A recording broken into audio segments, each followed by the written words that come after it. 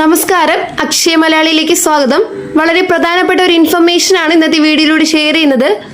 ഏറ്റവും ആദ്യത്തെ പ്രധാന അറിയിപ്പ്, സംസ്ഥാന സാമൂഹിക ക്ഷേമ പെൻഷൻ മാർച്ചിലെയും ഏപ്രിലിലെയും 2 ഗഡുക്കൾ ഒരുമിച്ച് വിതരണം ആരംഭിച്ചിട്ടുണ്ട്. മാർച്ച് മാസം 30-ാം തീയതി മുതലാണ് വിതരണം ആരംഭിച്ചത്. 2 ഗഡുക്കളും മണിക്കൂറുകളുടെ വ്യത്യാസത്തിൽ നമ്മുടെ ബാങ്ക് അക്കൗണ്ടുകളിലേക്ക് ട്രാൻസ്ഫർ ചെയ്യുകയാണ് സർക്കാർ ചെയ്തത്. ഇനി അത് മാത്രമല്ല, നമ്മുടെ കെട്ടിട നിർമ്മാണ തൊഴിലാളി ബോർഡിലെ പെൻഷൻ ആണെങ്കിലും 5 ഗഡു പെൻഷൻ 1600 രൂപ വീതമാണ് ആ സമയത്ത് ട്രാൻസ്ഫർ ചെയ്തിട്ടുള്ളത്. അത് മാത്രമല്ല, ഈ സമയത്ത് പ്രധാനപ്പെട്ട ഒരു അറിയിപ്പ്, നാളെ മുതൽ വീണ്ടും പെൻഷൻ വിതരണം ആരംഭിക്കുകയാണ്. അതായത് സഹകരണ ബാങ്കുകളിൽ നിന്നും കൈകളിലേക്ക് തുക സ്വീകരിക്കുന്നവരുണ്ട്. അങ്ങനെ പല മേഖലകളിൽ ഈ അവധി ദിവസങ്ങളിൽ തുക എത്തിച്ചേർന്നിട്ടില്ലായിരുന്നു. അങ്ങനെ ശേഷിക്കുന്നവർക്കാണ് ഈ ആനുകൂല്യം അക്കൗണ്ടുകളിലേക്ക് ക്രെഡിറ്റ് ആവുക. ഇനി അതോടൊപ്പം തന്നെ കേന്ദ്ര സർക്കാരിന്റെ പെൻഷൻ വിഹിതമായിട്ട് 200 രൂപ മുതൽ 500 രൂപ വരെ ലഭിക്കുന്നവരുണ്ട്. 2 മാസത്തെ തുകയായതുകൊണ്ട് ഇതിന്റെ ഇരട്ടിയോളം രൂപ, അതായത് 200 രൂപയുടെ സ്ഥാനത്ത് 400-ഉം 500 വാങ്ങുന്നവർക്ക് 1000 രൂപയും ഒക്കെയാണ് കേന്ദ്ര വിഹിതമായിട്ട് ക്രെഡിറ്റ് ആവേണ്ടത്. ഇതെല്ലാവരും ശ്രദ്ധിക്കുക.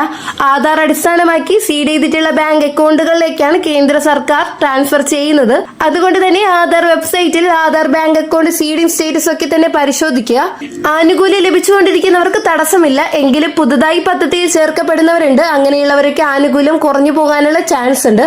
അതായത് സംസ്ഥാനത്തെ പെൻഷൻ തുക ലഭിക്കുമ്പോൾ 1700, 1800, 1500 ഒക്കെ ആയിരിക്കും ഇങ്ങനെയുള്ളവർക്ക് ലഭിക്കുക.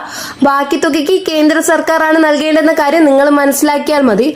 ആധാർ അടിസ്ഥാനമാക്കി സീഡ് ചെയ്തിട്ടുള്ള ബാങ്ക് അക്കൗണ്ട് ഏതാണെന്ന് കണ്ടെത്താം. അതിലേക്കായിരിക്കും തുക ലഭിക്കുക. ഇനി കേന്ദ്ര സർക്കാരിന്റെ തുക ലഭിച്ചവർ ആ കാര്യം കമന്റ് ബോക്സിൽ അറിയിക്കുകയാണെങ്കിൽ ആനുകൂല്യം ഇതുവരെ ക്രെഡിറ്റ് ആവാത്തവർക്ക് അല്പം ആശ്വാസമാവും.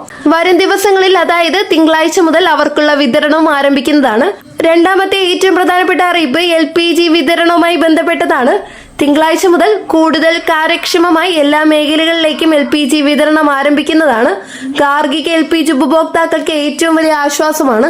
അടുത്ത ആഴ്ച പരമാവധി എല്ലാ മേഖലകളിലേക്കും നിലവിൽ ബുക്കിംഗ് പൂർത്തിയാക്കിയിട്ടുള്ള എല്ലാവർക്കും അല്ലെങ്കിൽ ബുക്കിംഗ് ചെയ്ത എല്ലാവർക്കും വിതരണം നടക്കുന്നതാണ്.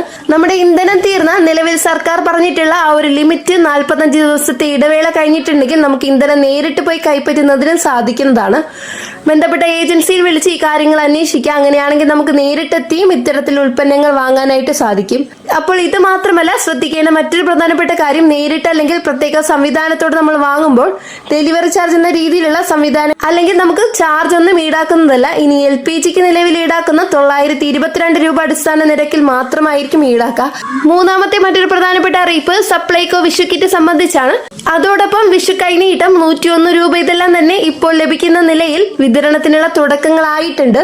മറ്റൊരു പ്രധാനപ്പെട്ട അറിയിപ്പ്, സപ്ലൈകോ റേഷൻ കാർഡ് ഉടമകൾക്ക് വിഷു കിറ്റ് വാങ്ങുന്നതിനായി സാധിക്കും.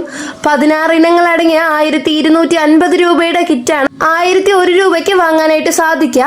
ഇനി അത് മാത്രമല്ല, മറ്റൊട്ടനവധി നോൺ സബ്സിഡി ഉൽപ്പന്നങ്ങളുണ്ട്. ഇതെല്ലാം നമ്മൾ വാങ്ങുമ്പോൾ 1000 രൂപയ്ക്ക് മുകളിലാണ് നമ്മുടെ ബില്ലെങ്കിൽ നമുക്ക് 101 രൂപയോളം വരുന്ന പ്രത്യേക ക്യാഷ് ബാക്കായി അല്ലെങ്കിൽ റിവാർഡ് കൂപ്പണായി ലഭിക്കുന്നുണ്ട്. ഇതൊരു വിഷു കൈനീട്ടമായി നമുക്ക് ലഭിക്കുകയാണ്. പിന്നീട് അടുത്ത തവണ വാങ്ങുമ്പോൾ നമുക്ക് ഈ തുക അവിടെ റിഡീം ചെയ്യാനുള്ള അവസരം ഒരുക്കിയിട്ടുണ്ട്. ചില കാര്യങ്ങൾ കൂടി നിലവിൽ കാർഡ് ഉടമകൾ ശ്രദ്ധിക്കുക.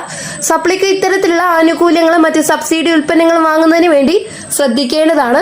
ഏറ്റവും അവസാനത്തെ പ്രധാന അറിയിപ്പ്, 1-ാം ക്ലാസ് മുതൽ 8-ാം ക്ലാസ് വരെയുള്ള ന്യൂനപക്ഷ ഭാഗങ്ങളിലെ വിദ്യാർത്ഥികൾക്ക് മാർഗദീപം സ്കോളർഷിപ്പ് വിതരണം ചെയ്യുന്നുണ്ട്.